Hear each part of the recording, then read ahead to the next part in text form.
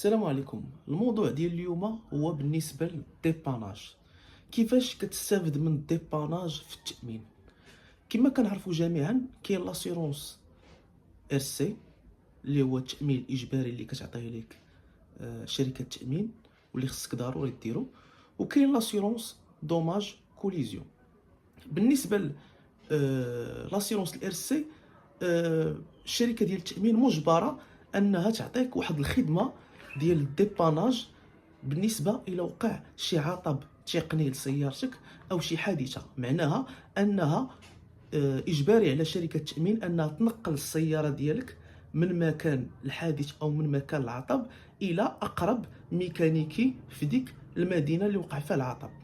ولكن كيفاش يمكن ليا نستافد من التامين على السياره بالنسبه للديباناج؟ ينقلوا لي السياره ديالي من مكان العطب او من مكان الحادث حتى للدار ديالي، حيت انا مثلا ما بغيتش نصاوب ديك السياره في ديك المدينه، بغيت نردها للمدينه ديالي ونصاوبها في راحتي فوق ما بغيت.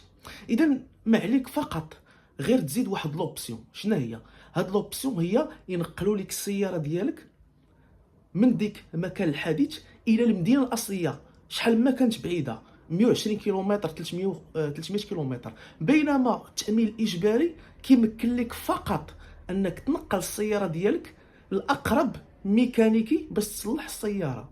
ولكن الا زدتي هاد لوبسيون الثمن ديالها قليل، فقط 80 درهم، غادي تمكنك بانك تنقل السياره من مكان الحادث، واخا يكون شحال ما كان بعيد مكان الحادث غادي تنقلو المكان اللي باغي تصلح فيه السياره ديالك، او تنقلها للمنزل ديالك حتى تصاوب السياره في خاطرك.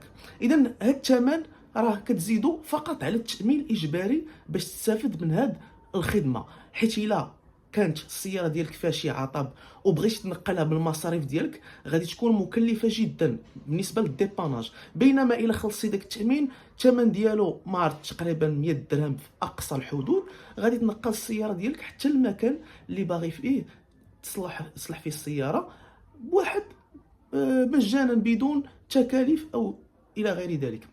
اذا خصك تزيد واحد لوبسيون كتوصل لاقصى حد 100 درهم، غادي تقام عليك نقل السياره حتى للمنزل ديالك مجانا.